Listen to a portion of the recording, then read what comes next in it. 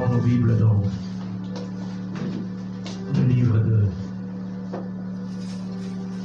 Juge, notre verset que nous partageons depuis.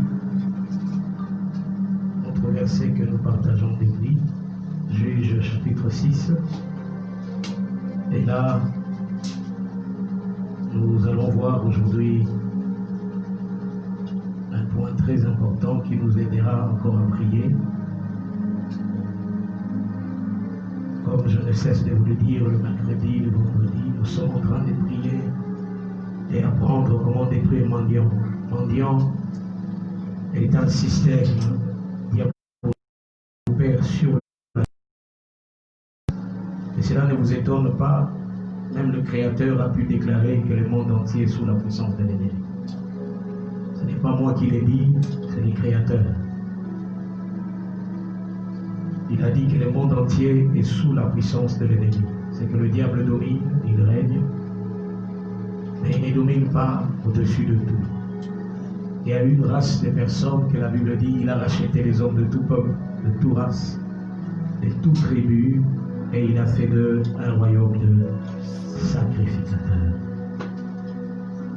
Nous allons lire aujourd'hui le verset 16.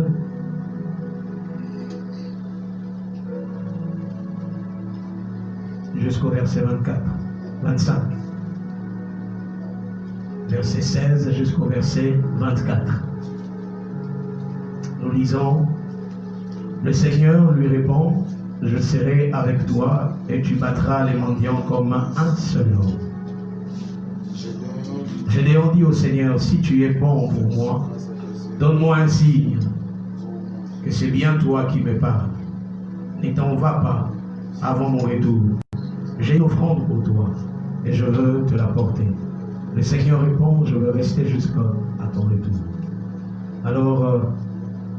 Alors Gédéon va préparer un cabri et prend 30 kilos de farine et il fait cuire des pains sans levain. Il met la viande dans un panier et le jus dans un récipient. Puis il apporte tout cela sous l'arbre sacré et il les présente à l'ange de Dieu. L'ange lui dit, prends la viande et le pain, mets-le sur ses crochets et verse le jus dessus. Gédéon obéit. Alors l'ange du Seigneur touche la viande et le pain avec les bâtons qu'il tient à la main. Un feu sort du rocher. Un feu sort du rocher. Il brûle la viande et le pain. Puis l'ange disparaît. Dans d'autres versions, il est dit, l'ange monta avec la fumée. L'ange disparaît. Gédéon comprend que c'était l'ange du Seigneur et il dit, malheur à moi, Seigneur Dieu, j'ai vraiment vu ton ange face à face. Mais le Seigneur lui dit, que la paix soit avec toi. N'aie pas peur, tu ne mourras pas. N'aie pas peur. À cet endroit, Gédéon bâtit un autel pour le Seigneur. Il l'appelle, le Seigneur donne la paix. On trouve encore aujourd'hui à Ofra, le village du clan d'Abiézer. Cette nuit-là, le Seigneur dit à Gédéon, prends le taureau de ton père, celui qui est né, le deuxième, et qui a 7 ans. Après cela, tu détruiras l'autel où ton père adore les dieux de Baal, et tu couperas le poteau sacré planté à côté. Amen. Je ne serai pas long, mais je voudrais seulement entrer dans une autre phase pour la destruction des mendiants. Je commence par te dire que, comme je l'ai dit les dimanches, la puissance est le résultat de la croissance. On ne devient pas puissant en restant statico au même endroit, au même point, et on se croit qu'on devient puissant. Non, la puissance est le résultat d'un travail. On travaille, on avance, au fur et à mesure qu'on avance, on finit par devenir puissant. La puissance est le résultat de la croissance. Voilà pourquoi si tu veux devenir faible, arrête de croître. Il y a plusieurs façons d'arrêter cette croissance. Dans les cellules humaines, à un certain âge, il y a une information qui est transmise dans les cellules que c'est la fin de la croissance. Et à partir de ces moments-là, arrive dans les gènes ou dans l'ADN du cellule, la cellule arrête de procréer de nouvelles gènes pour se procréer, mais au contraire, il commence à se détériorer. Et c'est ce qu'on appelle la vieillesse. La vieillesse est en fait le moment où une information est transmise à votre cellule pour vous dire ce n'est plus le moment de croître. Les cellules ne vous reproduisez plus. Le temps de la croissance est arrivé. L'arrêt de la croissance est arrivé. Donc les cellules arrêtent de croître et finalement, quand on ne peut plus croître, la deuxième phase qui vient, ce n'est pas la puissance, c'est la détérioration. C'est le vieillissement. Or, quand on regarde le vieillissement, l'un des points importants qui caractérise la vieillesse, c'est la faiblesse. Vous ne trouverez pas un vieux qui soit fort par rapport à un jeune. Non. Quand vous remarquez quelqu'un qui devient vieux, l'un des éléments importants qui les caractérise, c'est la faiblesse sur le plan musculaire. Il devient faible parce que ses cellules commencent à se détériorer les unes après les autres. Donc, si quelqu'un veut te bloquer, si le diable veut te bloquer, si mendiant veut te bloquer, il peut ou ne pas venir détruire ce que tu possèdes. Il va seulement envoyer une information dans ta pensée que tu es arrivé. Voilà pourquoi tous ceux qui pensent arriver ne progressent plus, mais ils deviennent faibles. Parce qu'ils atteignent ou ils entrent dans le phénomène ou dans le système du vieillissement. Dis pas moi. Dis-le très bien, pas moi. N'entre pas dans le processus du vieillissement avant le temps. J'ai vu un homme, même en étant vieux, mais qui pouvait courir comme un jeune. Il s'appelait Siméon. La Bible dit qu'il était poussé par l'esprit. Le principe humain imposait dans Siméon qu'il devait devenir vieux, qu'il ne pouvait plus croître. Et il devenait faible. Mais quand l'Esprit de Dieu est venu en lui, l'Esprit de Dieu lui a poussé, a changé un autre, il a établi un autre système sur le système de la vie de Siméon. Et j'aimerais rappeler à quelqu'un, même si ton corps devient vieux, ton esprit ne deviendra jamais vieux. L'esprit ne vieillit pas. L'esprit ne vieillit pas. Et puisque tout ce qui existe, comme dit Hébreux 11, au chapitre 6 ou 12, la Bible dit, tout ce qui existe tire son origine dans quelque chose qui n'existe pas. Tout ce que nous voyons a tiré son origine dans des réalités que nous ne voyons pas. Ça veut dire tout ce qui est visible tire son origine dans l'invisible. Aussi longtemps que tu comprends que tes origines sont invisibles, or dans le monde invisible, le vieillissement n'existe pas.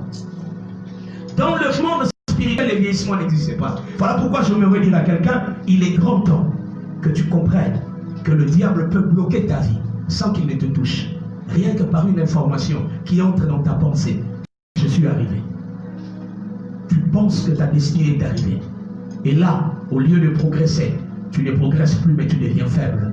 Parce que finalement, sur cette terre, les exploits d'hier deviennent des archives de demain.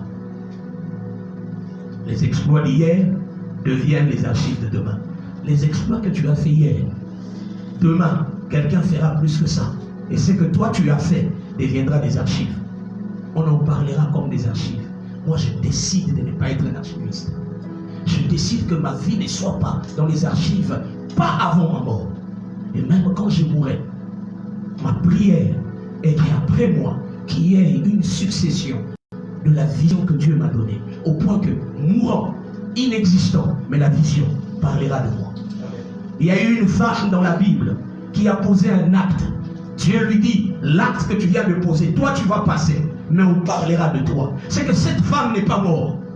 Elle n'est pas morte. Elle continue à vivre au travers de ce qu'elle a posé comme acte. Voilà pourquoi ton corps peut mourir, ton esprit peut être au repos. Mais ce que toi tu auras opéré sur la terre continuera à subsister, à impacter le vie. Ça deviendra un modèle et non pas une archive.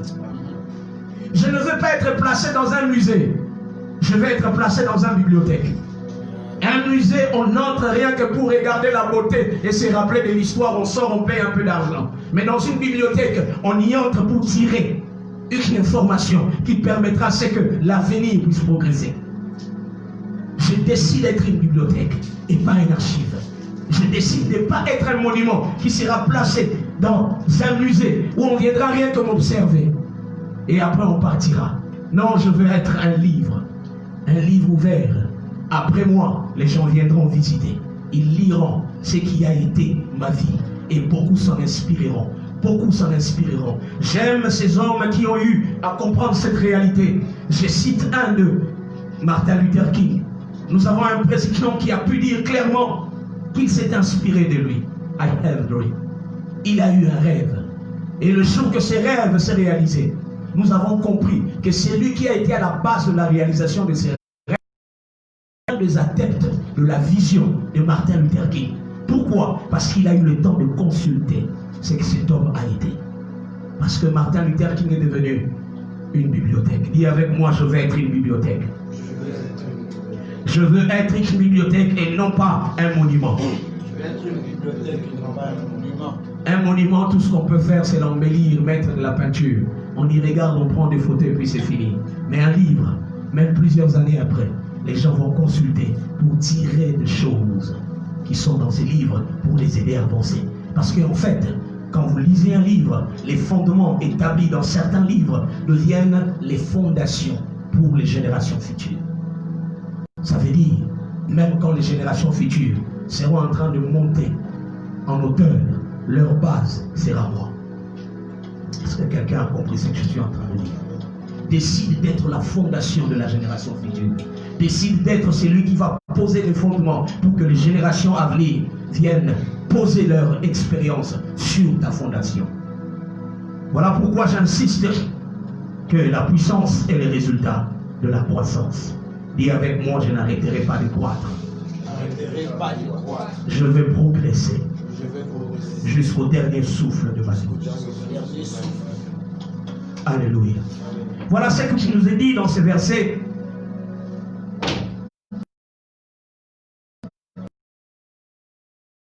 Le Seigneur, avec la force que tu as, va délivrer Israël de la main des mendiants.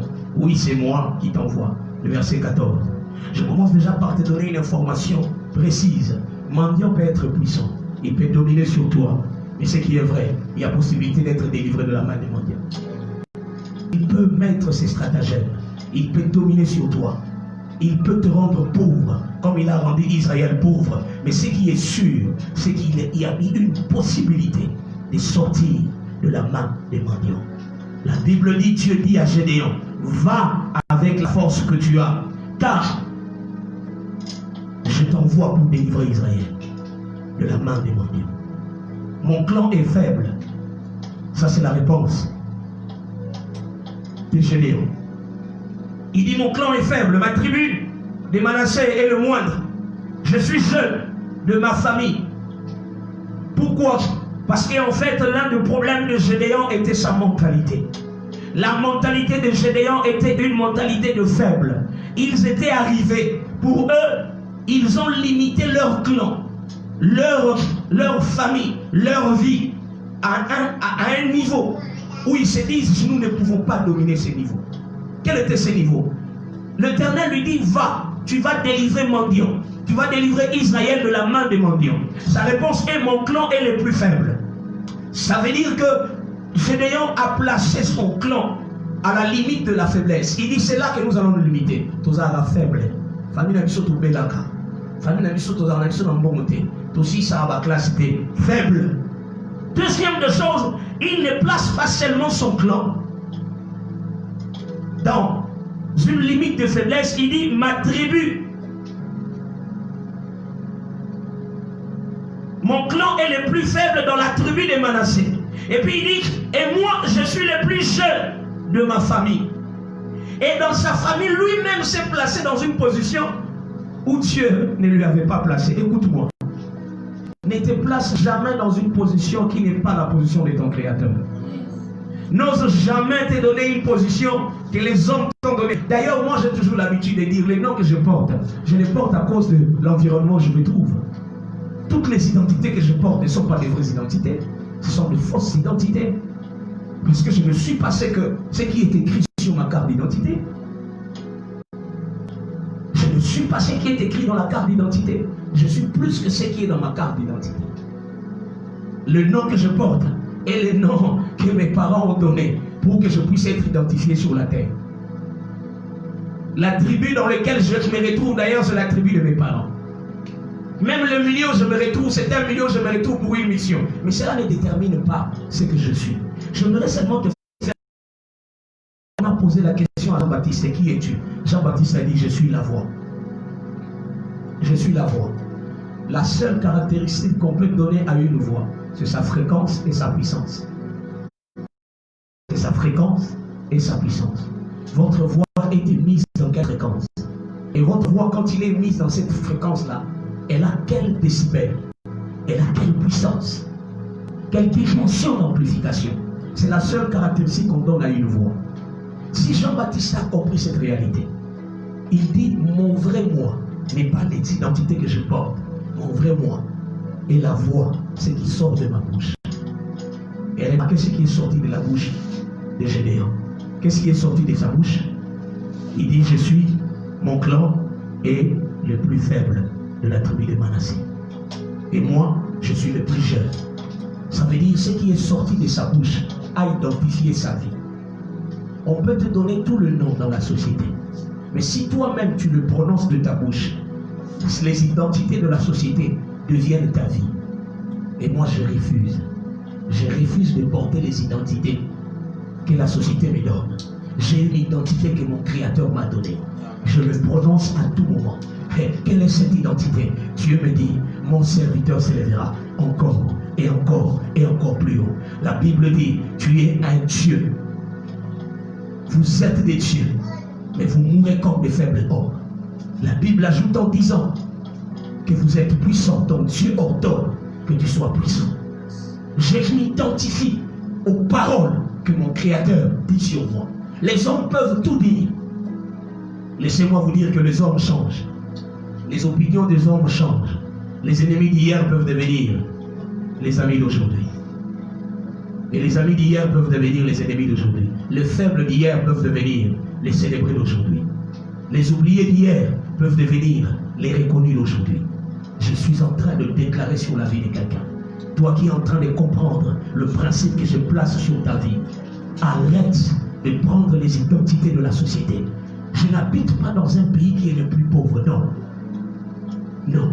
Si le pays est plus pauvre, c'est le pays. Moi, je ne suis pas le pays. Et je ne suis pas congolais. C'est mon identité que je porte qui est congolais.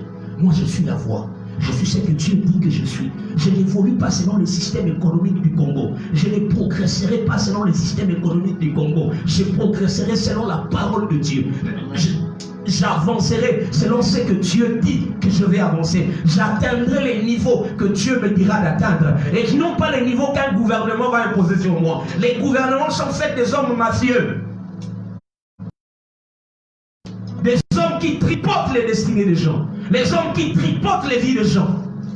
Ils prennent les hommes forts qui les rendent faibles. Ils prennent le faible qui les rendent fort comme ils veulent, selon leurs alliances. Je ne marche pas selon un gouvernement. Je ne vis pas selon une constitution. Non, je respecte les constitutions. Mais moi, ma vie ne dépend pas d'une constitution. Pour réussir, tu n'as pas besoin de la constitution. Heureusement que dans la constitution de notre nation, il n'y a jamais une loi qui interdise à quelqu'un de progresser.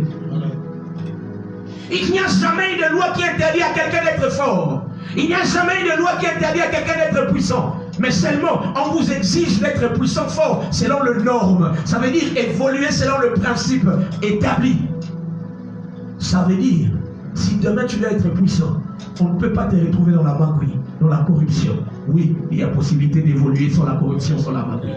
Et moi, je décide que tôt ou tard, ma vie atteindra cette dimension de la puissance, de la domination, cette dimension où je serai un homme établi, puissant, puissamment riche. Pourquoi? Je te parle de l'histoire d'Isaac. La Bible dit que Isaac est allé dans un pays qui était désertique. Plus encore, qu'il vivait dans la famine. Pire encore, le roi de cette nation était un roi faible. Mais la Bible dit qu'Isaac alla s'aimer dans ces pays. Dans le champ de ces pays. Oh, et pourtant dans les lois des pays, la terre et le sous-sol, le sol et le sous-sol appartiennent à l'État. Mais comment appartient à l'État où tout le monde est faible? Mais un homme vient dans ce pays, un étranger, il vient, il sème, lui, il récolte plus que les autres. Je suis en train de lever ma main pour déclarer sur ta vie. Quel que soit l'endroit où tu es, où tu m'écoutes, même si tu te retrouves entre guillemets, on t'appelle étranger. C'est la constitution du pays qui t'appelle étranger. Ce n'est pas Dieu qui t'appelle étranger. Aucun endroit sur la terre ne peut t'appeler étranger. Je ne suis pas un étranger. La Bible dit que la terre appartient à Dieu. La terre appartient à Dieu. Quel que soit le lieu où tu te trouves, tu n'es pas un étranger. Arrête de prendre les identités que la société te donne. Intègre-toi dans la société. Quand on sème, sème. Quand on récolte, récolte. Ne dis pas je suis étranger.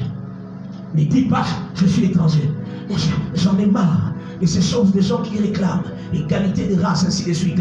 Oui, c'est parce que vous ne faites rien. C'est parce que vous ne faites rien. Ce n'est pas en faisant des casses que vos races seront considérées. Travaillez. Rentrez dans l'histoire. N'est-ce pas que les races ont été plus puissantes? Qu'est-ce qui faisait leur puissance? C'était les autres qui les rendaient puissants, ou bien c'était eux-mêmes qui ont travaillé pour devenir puissants. Le vrai problème, ce n'est pas ce que les gens disent sur toi. Le vrai problème, c'est ce que toi, tu acceptes de ce que les gens disent de toi. Et Dieu dit à Josué, il dit, tu es impuissant, va délivrer Israël. Il dit, non, non, je suis bloqué. Je suis le plus faible. Et ma nation, ma tribu, ma famille, est la plus petite. Et écoutez la réponse du Seigneur. Le Seigneur lui répond, je serai avec toi.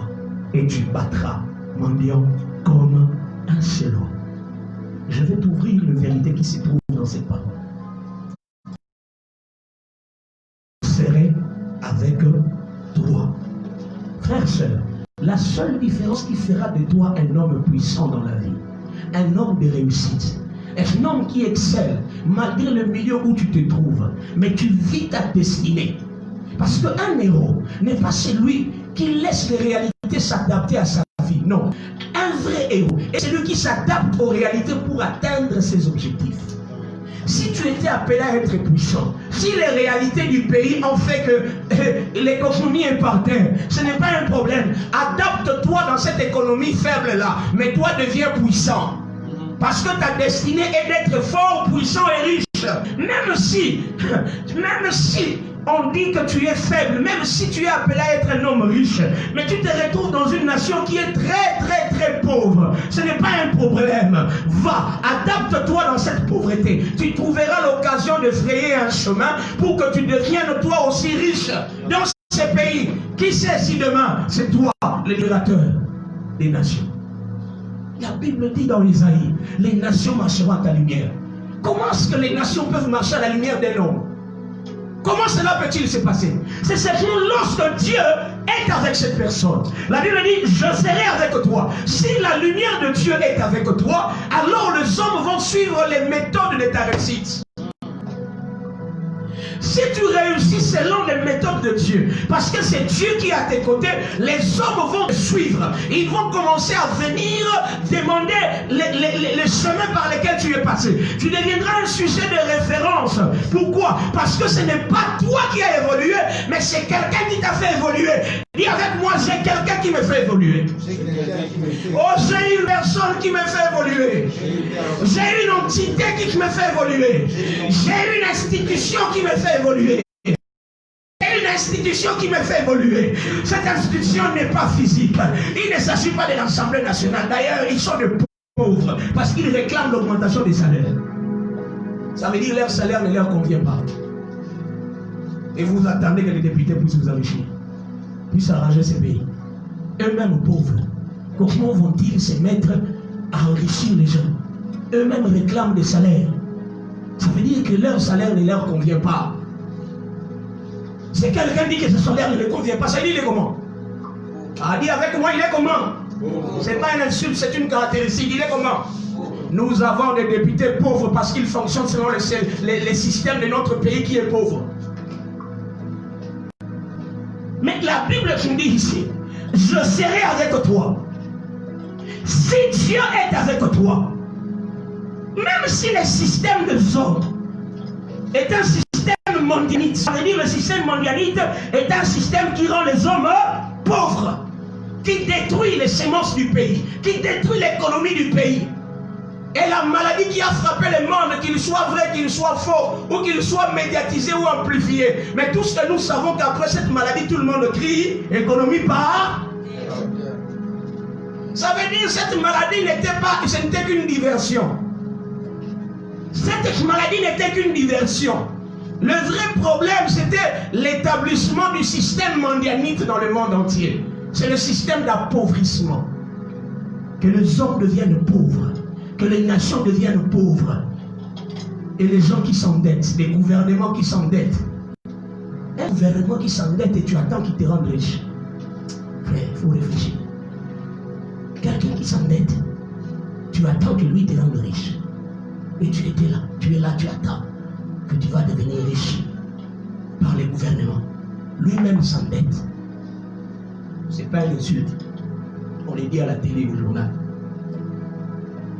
D'ailleurs, les programmes des relances est un programme qui compte à 60% sur les endettements dans les pays. Je l'ai suivi très bien. Et imaginez maintenant un système d'un pays qui fonctionne sur base de dettes. Ça veut dire qu'il n'est même pas économiquement indépendant. Et pensez-vous que vous allez devenir riche? Vous allez devenir indépendant en attendant que ce système vous rende riche. Malheur à l'homme qui se confie à un homme. Quand la Bible dit que malheur à l'homme qui se confie à un homme, toute institution établie par les hommes ne peuvent pas apporter la paix. Ça n'apportera que les illusions. Que quelqu'un lève les yeux.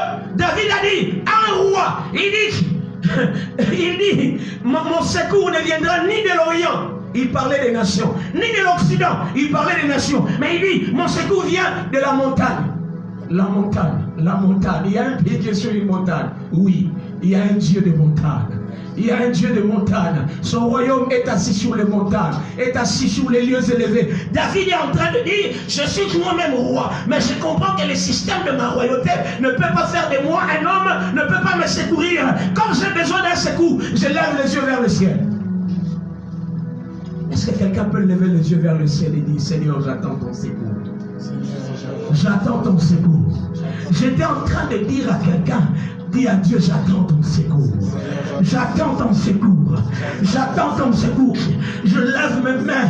Je lève mes yeux pour attendre ton secours. Et ton secours, ça ne viendra ni de l'Orient, ni de l'Occident, mais ton secours vient, éternel, de la montagne de l'Éternel. Mon secours viendra de la montagne sainte.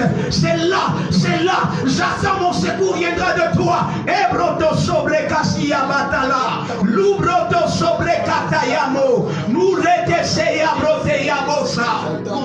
Au nom de Jésus. Il dit, je serai avec toi. En d'autres termes, Dieu s'est dit, mon institution. Parce que Dieu, il est une personne, mais en même temps, il représente lui-même une institution qui s'appelle une institution royale. Le royaume de Dieu est représenté par la royauté, qui est représentée par la gloire de Dieu. Dieu dit, je serai avec toi.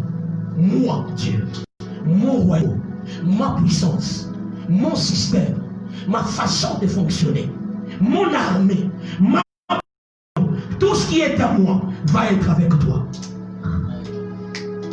Il dit, je serai avec toi. Ça veut dire, tout ce qui est à moi va être avec toi. Tout ce qui est à moi va être avec toi. Est-ce que quelqu'un est en train de comprendre qu'il faut que tu cesses d'être congolais, tu dois devenir membre du royaume de Dieu? Parce que il y a des endroits dans ces pays qui ne sont pas contrôlés. Il y a des lieux que le système de sécurité de notre pays ne contrôle pas. On les appelle des foyers de troubles, des foyers de diversion, les foyers où il y a encore des exactions, où on tue les gens. Les populations sont tuées. Pourquoi? Parce qu'ils ne contrôlent pas tout. Parce que leur rêve. Mais notre Dieu, il dit, je serai avec toi. Est-ce que quelqu'un comprend cela? Je serai avec moi. Je suis rassuré que si Dieu est avec moi, fermez toutes les portes. Vous me trouverez grand. Fermez toutes les portes. Fermez vos sociétés. Aussi longtemps que la terre appartient à Dieu, aussi longtemps que la terre appartient à Dieu, aussi longtemps que j'ai les mots qui viennent de Dieu, aussi longtemps que j'ai la parole qui crée, cherche le Dieu. Ouvrons un peu ces versets-là. Dans le livre de Hébreux, Hébreux 6. C'est là que je vais terminer. Hébreux chapitre 6. La Bible dit ceci. La foi est une ferme assurance. La foi est une, Hébreux 11, est une ferme assurance. Or, c'est par la foi que nous croyons que ce qui existe a été fait par ce qui n'existe pas. Pardon?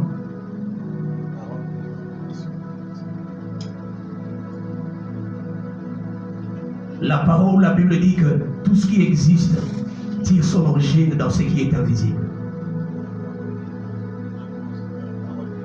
Hébreux 11, verset.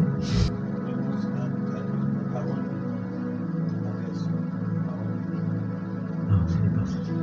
Je vais chercher ce verset. Donnez-moi un temps. Ah, le verset 3. C'est par la foi que nous reconnaissons que le monde a été formé par la parole de Dieu, en sorte que ce qu'on voit n'a pas été fait par des choses visibles.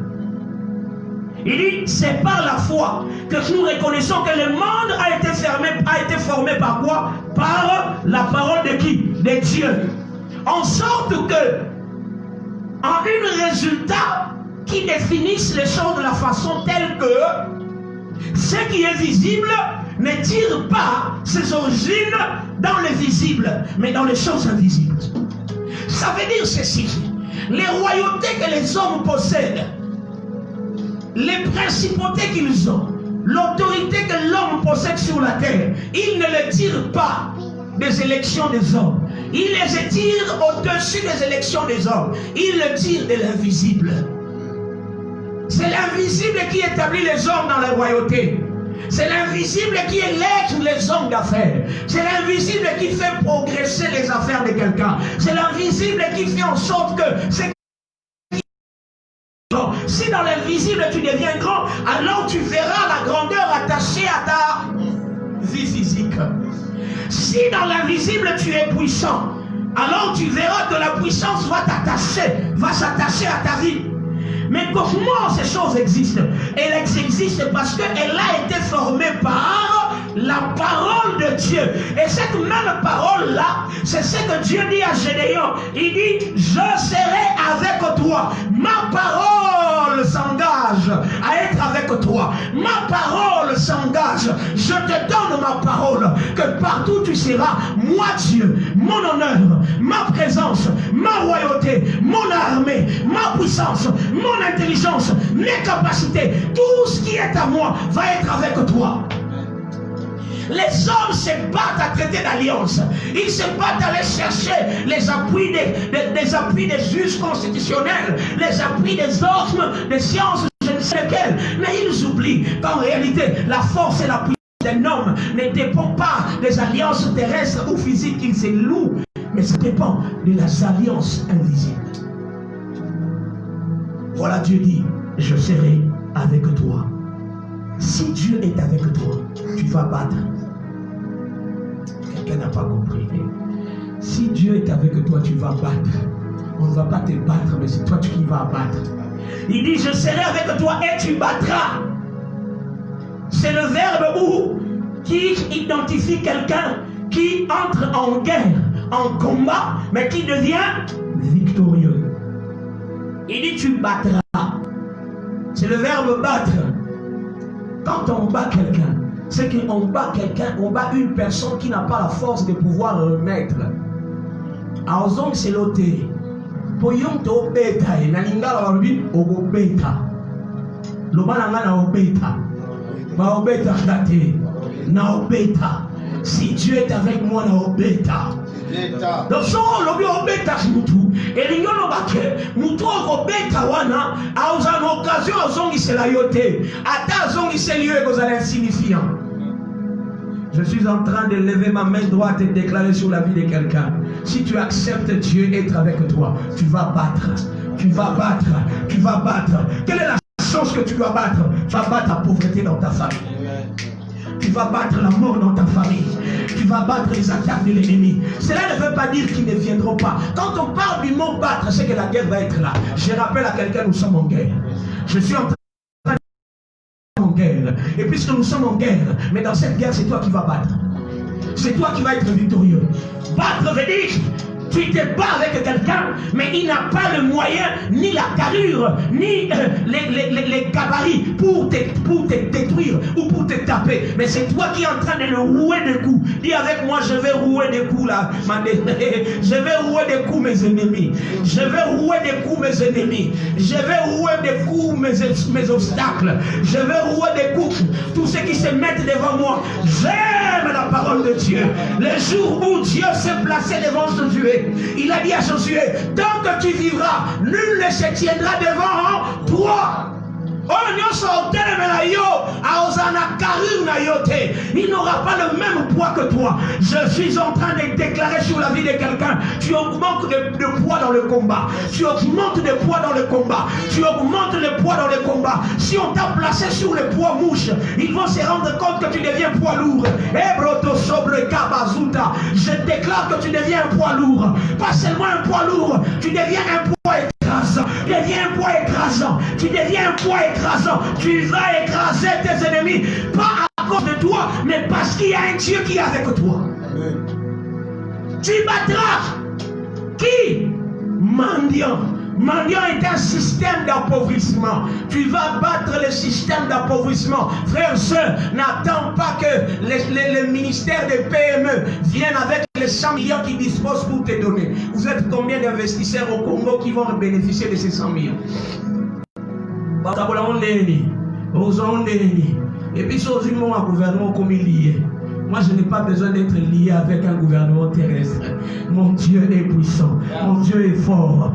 Moi, la Bible dit, quand Dieu approuve les voies d'un homme, il dispose même ses ennemis en sa faveur. Ça veut dire, si Dieu est de ton côté, laissez-leur s'approprier de l'argent. Cet argent viendra vers toi. C'est pas toi qui iras vers eux.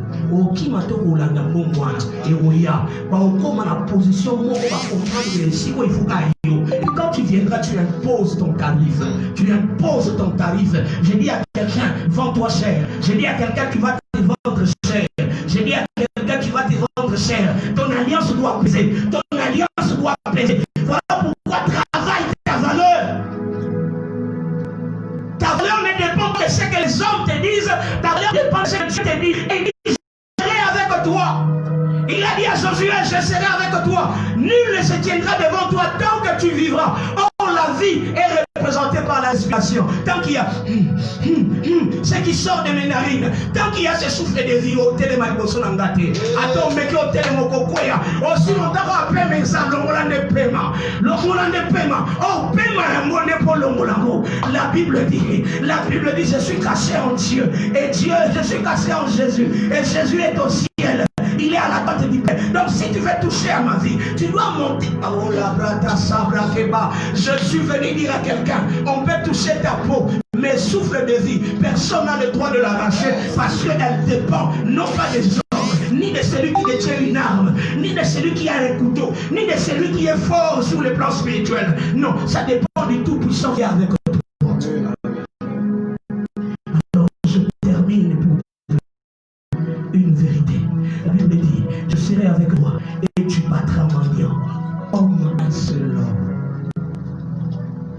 Comme un seul homme. Ça veut dire ceci. Quand Dieu est avec toi, il opère autre chose dans le camp de tes ennemis. Il réduit la force d'un grand nombre. Il rend cette force nulle, capable à la force d'un seul humain. Mendiants, quand vous lisez les versets qui est avant, la Bible dit qu'ils étaient innombrables. On ne pouvait pas les compter. Ils avaient des chars, ils avaient des chameaux, ils étaient puissants. Mais lorsque Dieu dit je serai avec toi, il dit comme moi je vais être avec toi. Je vais rendre le mendiant un seul homme. Donc toi tu ne verras pas l'innombrable des hommes. Tu ne verras pas l'innombrable des chameaux. Toi tu verras un seul homme. Dis avec moi, je vais me battre seulement avec un seul homme. Il y a tout le lobo kota bitumba. L'obabino nyonso kosangana aller contre un gars. J'aime Dieu. Dieu, il est plus qu'intellectuel. Vous savez, quand on parle d'un groupe, on ne parle plus au pluriel, on parle au singulier. Quand on parle d'un groupe, on leur parle au singulier, ça devient collectif. Maintenant, quand il devient groupe, Dieu dit il réduit leur force. La force du groupe n'est plus grande. Il les réduit à un seul homme. Comme le roi Moutoumoko, il y a mon alliance. J'aime quand les gens s'allient contre moi. J'aime quand les gens s'associent pour me détruire. Je ne veux pas avoir un seul ennemi. Je vais en avoir assez. Parce que quand vous viendrez, aussi longtemps que Dieu est avec moi, vous allez devenir un seul homme. Je parle à la vie de quelqu'un, que tes ennemis deviennent un seul homme. Que tes ennemis deviennent un seul homme. Laisse-le s'associer. So keli banda ba obunisa yo. Okoti na taxi ba otonga yo. Ozongi na quartier ba otchola yo. Obaluki ko c'est l'heure où je vais battre. Le temps de battre est arrivé. C'est lorsque les hommes s'associent contre toi que Dieu vient avec toi. Il dit tu battras mon Dieu encore. Un seul homme. Lève-toi, déclare. Mes ennemis deviennent un seul homme. Les ennemis deviennent un seul homme. La force des ennemis est réduite à un seul homme. La force de mes ennemis est réduite à un seul homme.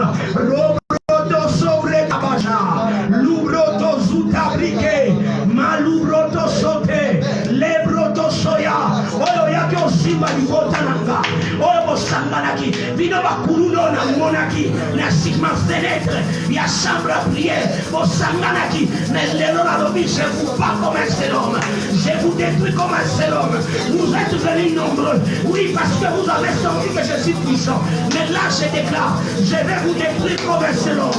Je vais vous battre comme un seul homme. Je vais vous battre comme un seul homme. Les brotos soyaba. Ikna mandala. Banda kobeta maboko. Ozobo mabangolo kola mutoko. Hey! Tu vas les battre comme un seul homme. Tu vas les battre comme un seul homme. Tu vas les battre comme un seul homme. Tu vas les battre comme un seul homme. Tu vas les battre comme un seul homme. Tu vas les battre comme un seul homme. Oh,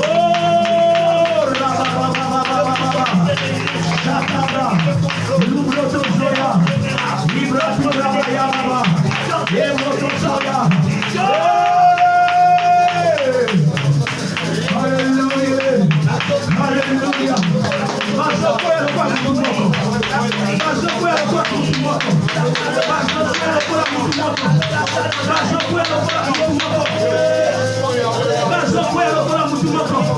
Au nom de Jésus, maintenant.